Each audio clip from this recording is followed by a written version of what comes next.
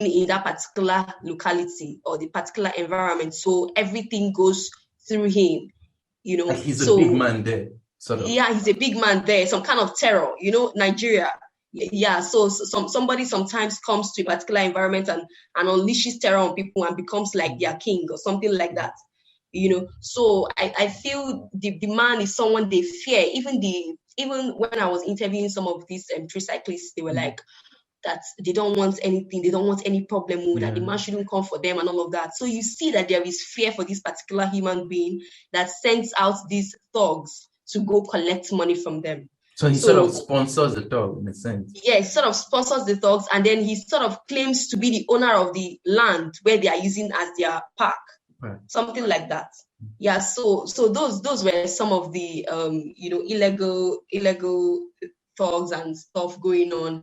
You don't even get some of these people, you don't even get to know who is behind them, and for them to be doing what they are doing, of course, there should be some political backing. And then if you had read my report properly, you will see where I spoke about the House of Assembly member that said stuff about he being in the know that some of these thugs are being sponsored by politicians, that they are political thugs, and he knows. And then, but that when we see them, okay, the particular statement he made was, when you see them, bring them to the House of Assembly and we'll deal with them. So, and I'm asking myself, and even when that program went on air, when I think that particular voice note from him was played on the radio, people kept asking questions.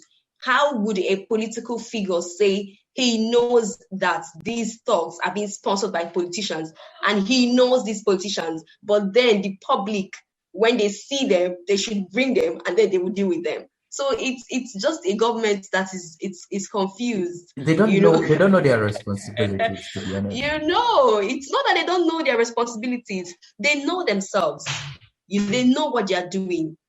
They know that at the end of the day, when the governor says what he wants to say, or when anybody, or maybe some of their colleagues say anything they want to say or set up policies, what is happening will still be happening, because it's a carcass. So they know what they are doing. Do you understand? So you can't say someone is doing something. Why not go take that person and penalize them, or probably make them pay for what they are doing? And you're asking the public, of which the public won't be able to hold them to account, because all of you are in the same business.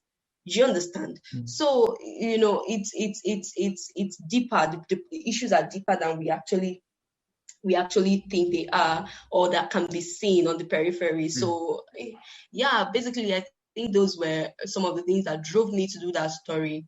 And at the time, it had impact because the state started clamping down on some of these illegal tax masters. Started getting some of these thugs. Then the state government set up the anti-tax agency.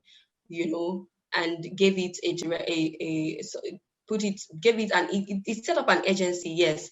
And then that agency then was also trying to clamp down on some of these illegal tax masters and all. And yeah, I think that was basically it. This is not to really critique agencies and all that, but in the end, who is going to head these agencies? I mean, how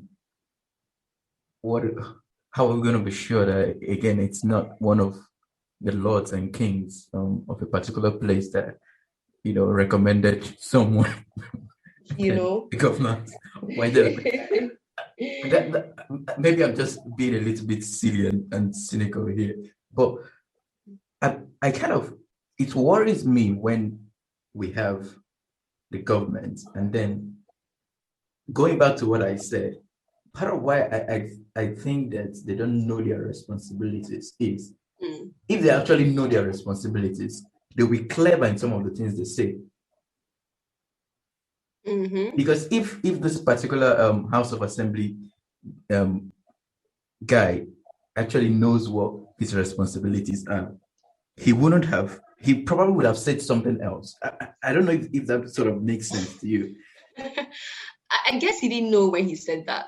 Oh, it was kind of a Freudian slip. I mean, yes, I think he didn't know when he just probably forgot he was speaking with the media. He was lost in the moment, because any right thinking politician wouldn't want to yes, say stuff like that in front of the media, knowing fully well that that's going to be the highlight of our reporting. That's very serious. So what were they sort of saying? Say those in charge of the anti tax agency, what were they saying about this? Okay, so because of the way, like what you earlier said, you never know who you want to give to head the agency. At the time, so the state governor knew he couldn't also put it in the hands of persons who would jeopardize the plan he had, or who would cripple the plan he had. So he gave over the agency to be headed by a religious leader, priest to be precise. I get it, but here's the thing: is the priest qualified? So yeah, that's the thing, because at the end of the day, it felt like the priest himself was being roped into politics, of which wasn't right, because even though, yes, religion these days, you can't really separate religion from politics. All of these things are intertwined. They're all doing the same thing. Yeah, some of them are even fueling some of the issues we're having. But then, he gave it to the priest. The priest himself was, trying to also use, in quotes, his church mind to also do the right thing, So, but then during the interview we had with him, it was certain that a lot of things were not right by him, and as at the time when the agency was set up, I think like 2 months after the agency was set up, there was still no legislative backing. So he was still going to the House of Assembly to seek for a legislative backing, to see to it that he could actually do his job, maybe like set up a mobile court that could, try some of these illegal tax masters, all of the back and forth.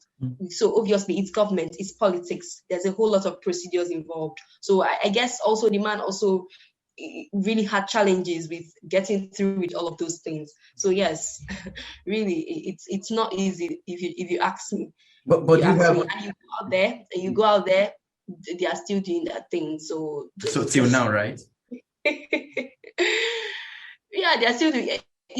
At the time, the local government chairman had issues with the government for saying that those tax masters should be stopped, because they even had to have a meeting with the state governor at the time to say that they weren't to also like express their views, that they weren't so comfortable with them stopping these tax masters from collecting money, So, but of course, it's at the end of the day, it's because the local government themselves also have to do whatever it is they think they do. I don't even know what that thing they do is. You just come out in the market and you claim market is yours, and then you start collecting money. So, all of those things. So yeah, they still do collect. They still do collect. It's still ongoing. The local government still get to collect their fees from market traders. And I can't quite say as much right now, because at the time, yes, the reporting really did create impact, because they had some of them bundled and taken away by the anti-tax agency. But then for the normal government, local government taxes and all, yes, they still do pay.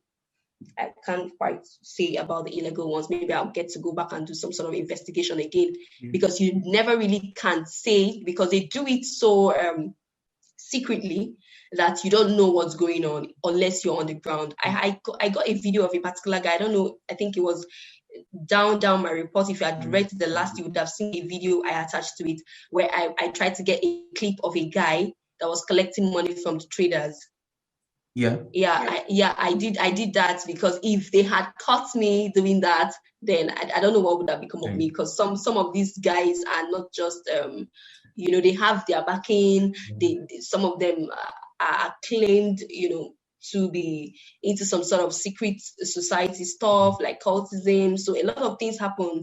Somebody can start following you up, or hack you to death and stuff like that. So I really tried my best to try and see if I could get that clip, and then I did So yeah, I feel even if you really want to still find out if stuff like that is going on, then you have to also still go on the ground.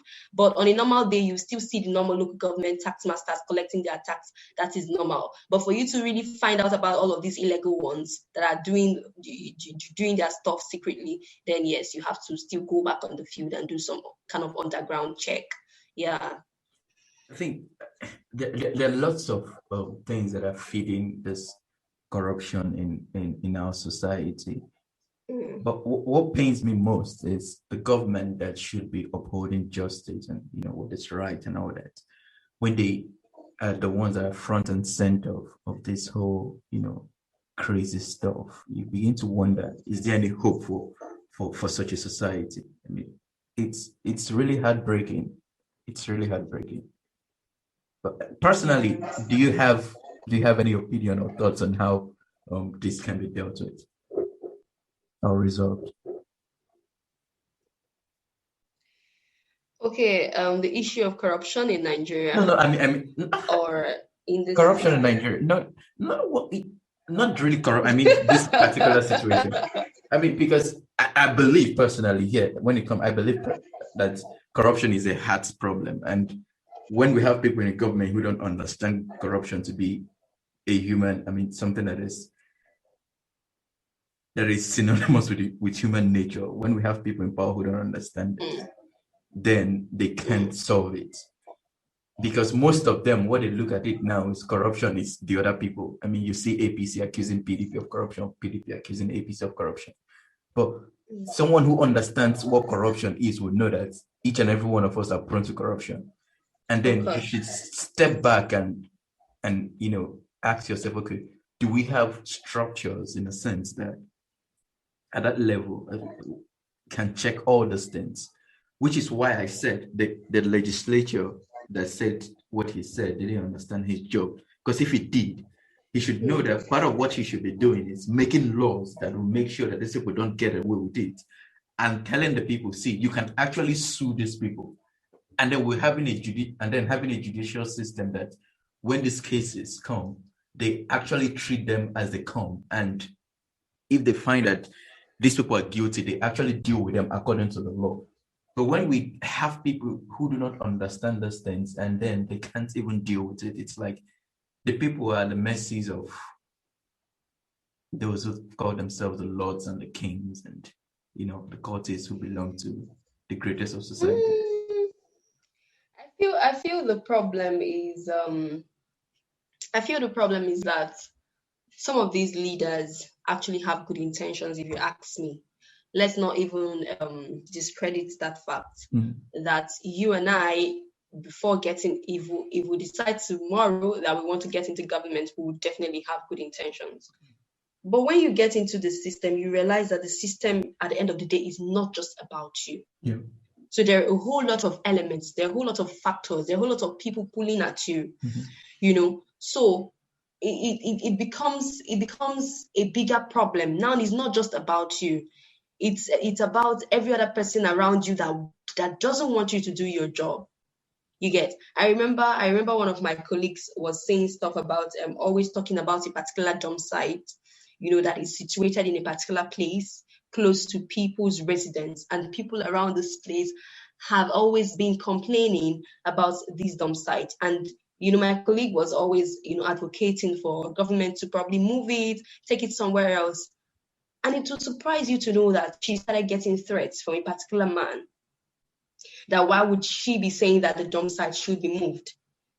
So this dump site, this particular man is making money from the dump site. So he would rather do anything and everything to ensure that that dump site stays where it is, because that is where he's eating from. So even if people are dying from pollution, he doesn't care. He just doesn't want anybody to say anything about it. He just wants that dump site to stay where it is. Do you understand? Yeah. So sometimes it's not necessarily about, okay, I want the right thing to be done. Let's just go out and do the right thing. Sometimes all of these elements, all of these factors, they call them, the cackles, they try to pull you down. They try to, politics is deadly. you know, and especially in a place like Nigeria, where we are rich in Nigeria. There are a whole lot of resources, but it's being channeled to some pockets. You get, if things were allowed to be done the right way, I feel Nigeria